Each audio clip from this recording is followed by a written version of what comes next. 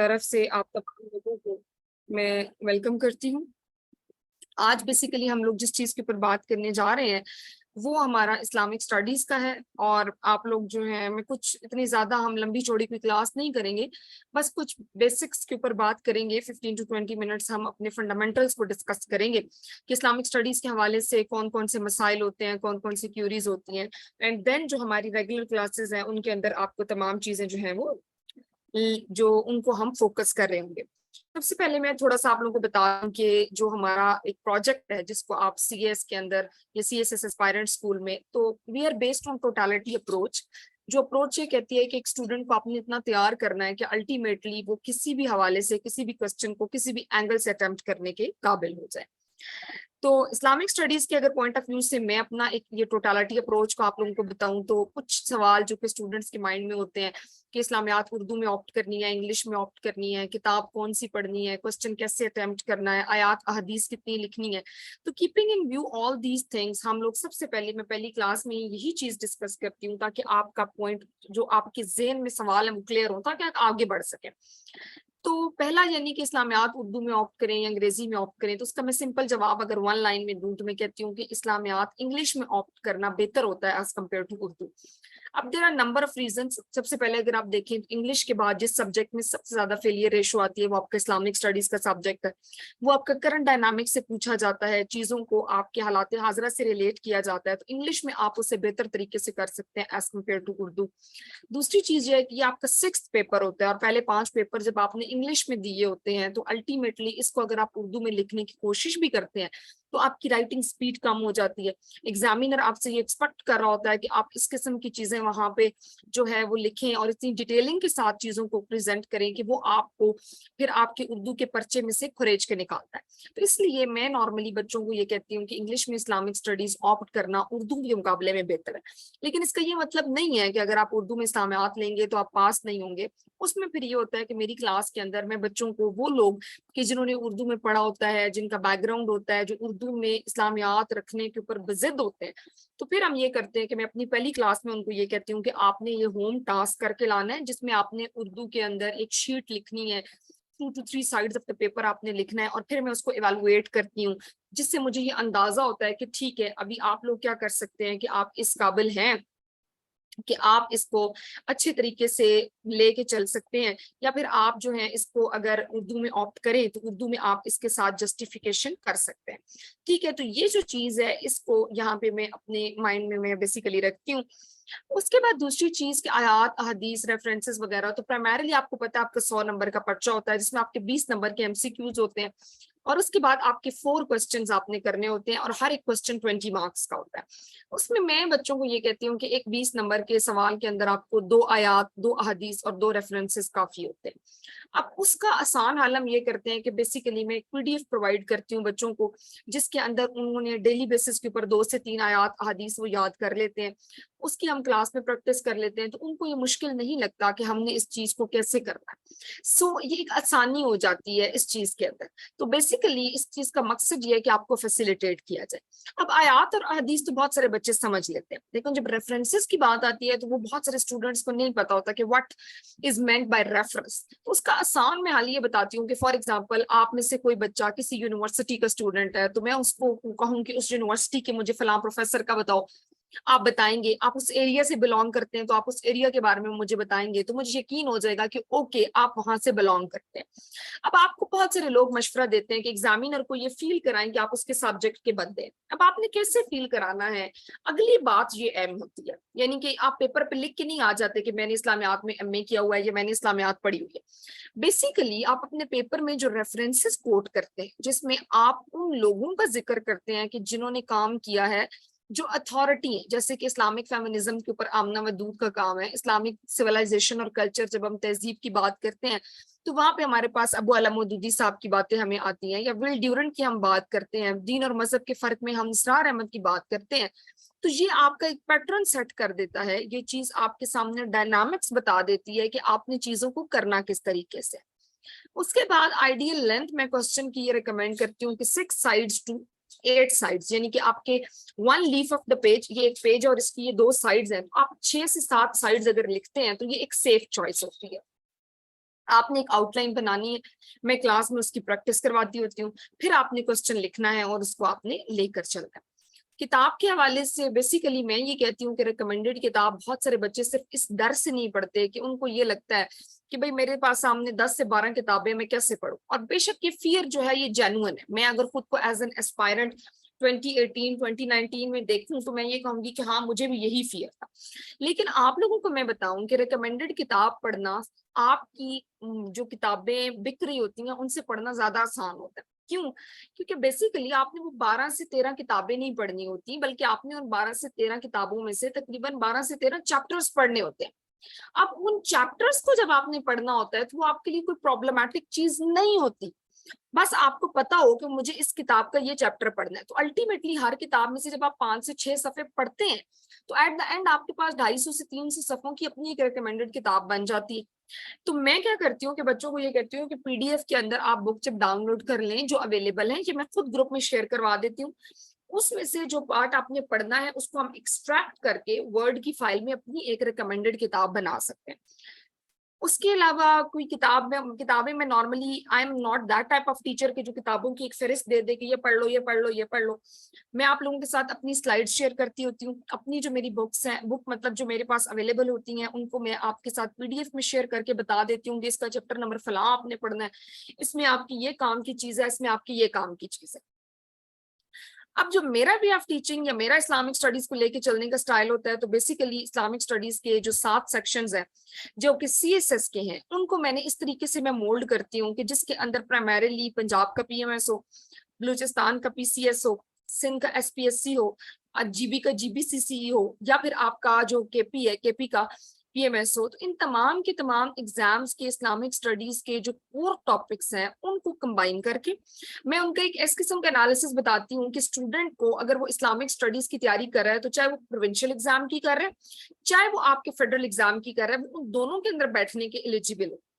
उसके अलावा अब एमपीटी के अंदर आपके एमसीक्यूज, उसके अलावा आपके ऑब्जेक्टिव जो कि आपके पूछे जाते हैं फाइनल एग्जाम में, उनको मैं इसलिए फोकस करती हूँ कि इस्लामिक स्टडीज के अंदर अब एग्जामिनर की अप्रोच थोड़ी सी चेंज होती है।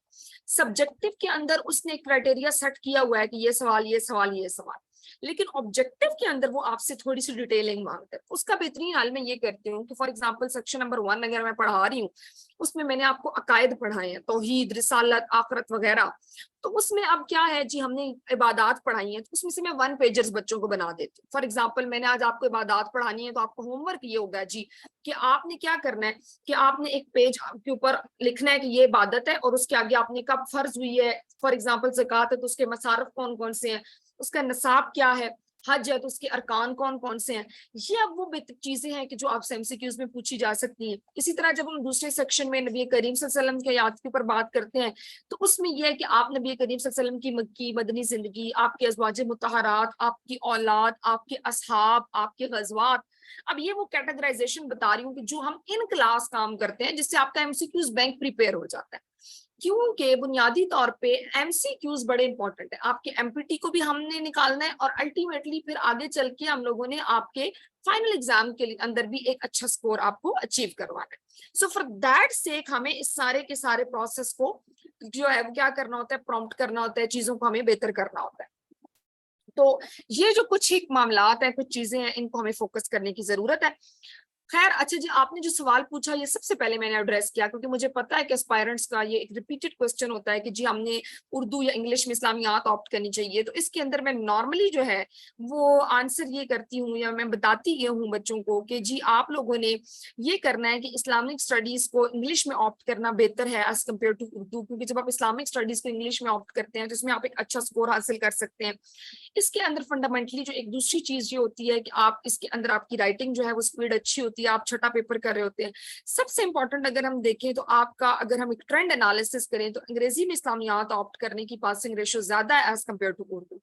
अलॉन्ग विद इट आपका पेपर जो करंट डायनामिक्स के मुताबिक आता है, तो उन करंट डायनामिक्स को अगर हम सामने रखें, तो keeping in view all those current dynamics,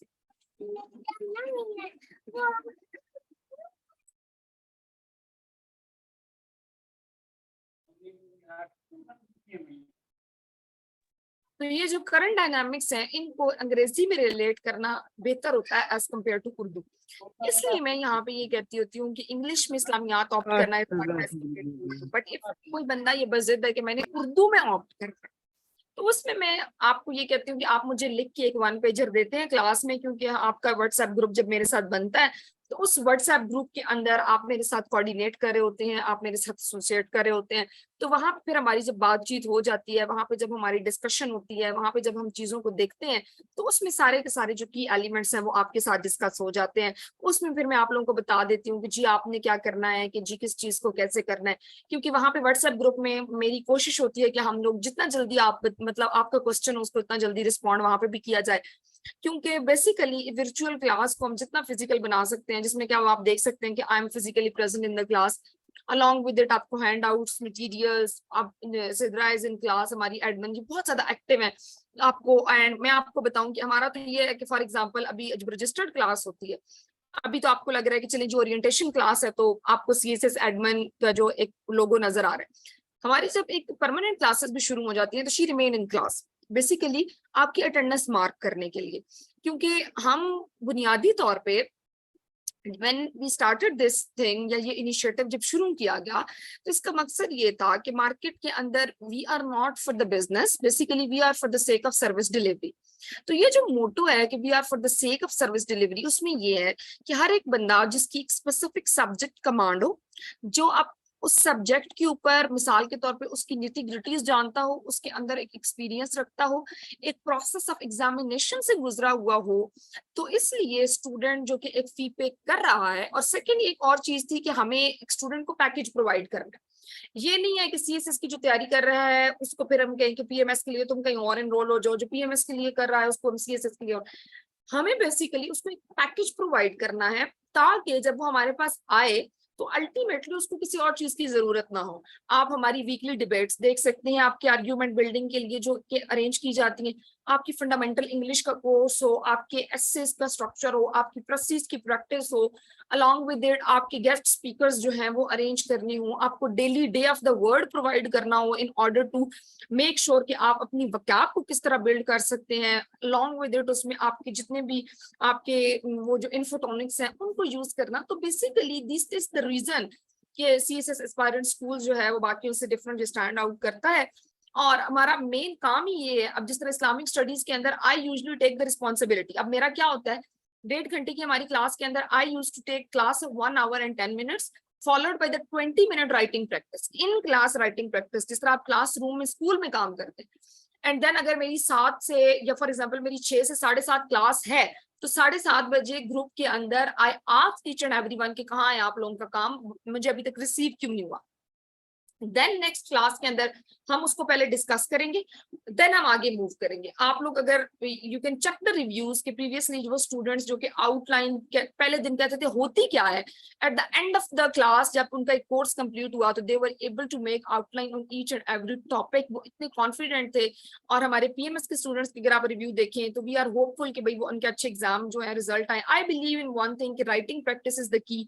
lecture आप कहीं से भी सुन सकते हैं, बट जब आप if you are investing somewhere तो वहां से आपको आपको एक रिटन फीडबैक, आपको एक रिस्पॉन्स मिलना बहुत जरूरी। ठीक है, तो ये कुछ चीजें, क्योंकि that was an orientation class, मैंने बेसिक्स के ऊपर बात की है, मैं ज्यादा डिटेल में नहीं जाऊंगी। स्लाइड्स आपको हर टॉपिक की मिलेंगी, आपको राइटिंग में आपको रीडिंग आर्टिकल्स हर चीज के हवाले से मिलेंगे, आपको बुक्स के एक्सपर्ट्स मिलेंगे, आपको आयात अहादीस के रेफरेंसेस मिलेंगे, आपको कोटेशंस मिलेंगी, each and everything will be provided in the WhatsApp group. I try to remain as active in the WhatsApp group as I can, normally मैं फौरन से रिस्पॉन्ड कर देती हूँ, लेकिन अगर स्टिल इवन स्टूडेंट्स जो है वो पर्सनली भी पूछ सकते हैं, आप सिद्रा को किसी टाइम भी you can even call her, she is available. But ये है कि हमारा मेन मकसद मैंने आपको पहले बताया कि स्टूडेंट को फैसिलिटेट करना है। ये कुछ बेसिक चीजें थी। Now I am looking forward to the questions, कि अब मेरा बेसिकली ये है कि आज के ओरिएंटेशन में आप जो पूछना चाहते हैं, आपकी क्या क्यूरीज है, उनको हम एड्रेस करें। प्लीज रेज योर हैंड, जो सवाल करना चाहते हैं वो अपना हाथ खड़ा करेंगी।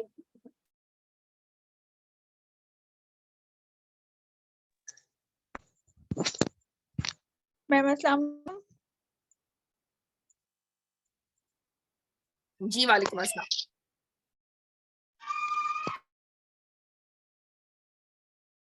जी बोलिए। मैम मुझे ये पूछना था कि हम इस्लामियात को, जैसे हम 6 अभी है ना, 5 मंथ हैं, तो हम इस्लामियात को किस तरह से तैयार करें? लाइक जैसे अब 5 मंथ हैं, तो इसमें हम इसको डेली 1 घंटा पढ़े या एक दफा इसको तैयार करके रख दें? तो ये मुझे समझ नहीं आ रहा था बच्चे कि ये मैंने है कि बेसिकली सबसे पहले तो इसके 7 सेक्शंस हैं, उन 7 सेक्शंस को डिवाइड करके आप टॉपिक वाइज चीजों को ऑर्गेनाइज करें। और ऐसे करना ये नहीं होता कि आप 1 क्लास के स्टूडेंट हैं जो पेज 1 टू पेज 10 तक पढ़ लेंगे।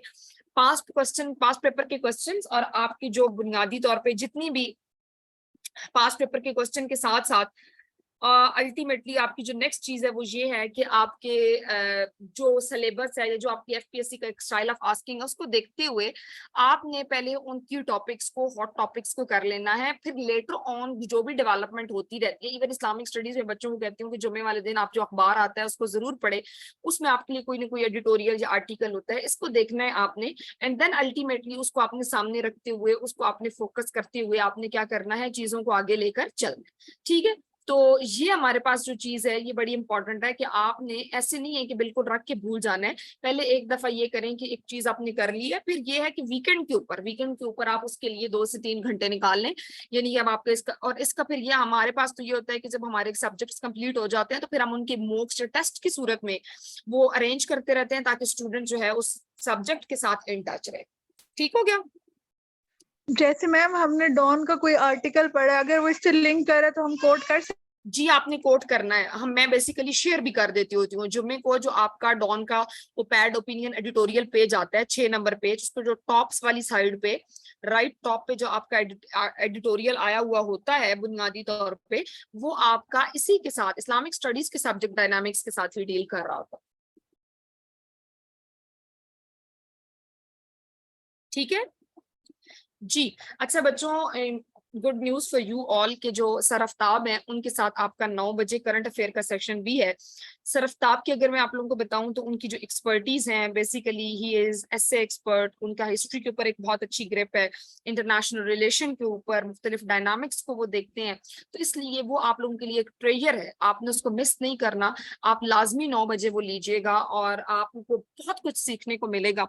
सेकेंडली, आपको किसी किस्म का और कोई इशू है तो Sidra is here in the class. आपको for example few students has an issue कि भाई हम इंस्टॉलमेंट में फी पे करते हैं, या कुछ लोगों को कोई और किसी किस्म का फाइनेंशियल इशू होता है, तो हमारी कोशिश होती है कि हम आपको अकोमोडेट करें और इतना अकोमोडेट करें कि अल्टीमेटली ताकि आपका फायदा हो। अल्टीमेट हमारी सक्सेस जो है वो यही है कि आप लोगों को इस एग्जाम से आप पास करें एंड अल्टीमेटली आप क्या कर सकें कि अपनी मंजिल तक पहुंच सकें।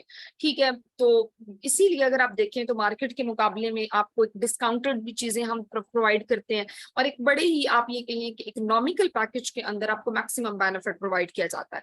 डिटेल्स आपको सिद्रा अभी क्लास की बताती हैं and I am looking forward कि आप तमाम लोग, असद हैं, हबीब हैं, अबू बकर राजपूत, आप किसी और आईडी से है बच्चे और इसी तरह ये एस्पायरेंट के नाम से जो है, तो आई एम लुकिंग फॉरवर्ड कि आप लोग जो है वो क्लास ज्वाइन करेंगे। जी एस्पायरेंट आपका हैंड रेज है बच्चे, लेकिन आप अनम्यूट करके खुद को क्वेश्चन कर सकते हैं। जी प्लीज अनम्यूट योरसेल्फ। वालेकुम। जी आदाब मैम, अस्सलाम वालेकुम। Ma'am I audible? Yes you are audible. जी मैम। मैम मैं उर्दू में इस्लामियात को अटेम्प्ट करना चाहता हूँ बिकॉज मेरी उर्दू स्ट्रांग है। ठीक है, अगर लेकिन आपकी आपकी उर्दू बात अब जो जैसे है मैंने वो स्ट्रांग है तो बेसिकली आप ये करें कि मुझे आप लिख कर दिखाएंगे। ठीक है, तो ओके। उसमें आप मैं देखूंगी कि प्राइमरीली आप उसको किस तरीके से कर सकते हैं या किस तरीके से लेकर जा सकते हैं, देन मैं उसके ऊपर कमेंट करूंगी। मैं डायरेक्टली बच्चों को ये नहीं कहती कि आपने क्या करना है कि आप बस इसको मुझे बस आप ले लें, क्योंकि हो सकता है अब मैंने उसमें आपका स्ट्रक्चर भी देखना है, आपके अल्फाजी भी देखनी है, आपको आप उसको करंट डायनामिक से रिलेट किस तरीके से करते हैं, ये सारी चीज। श्योर मैम, इंशाल्लाह।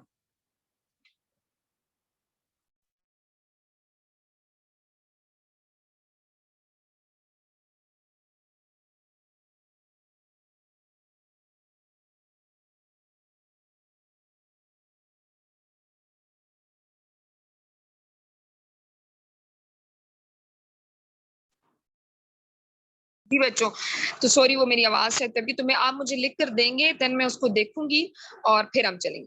चलें जी, thank you so much, that's all for today. Allah हाफिज एंड गुड लक एवरीबॉडी।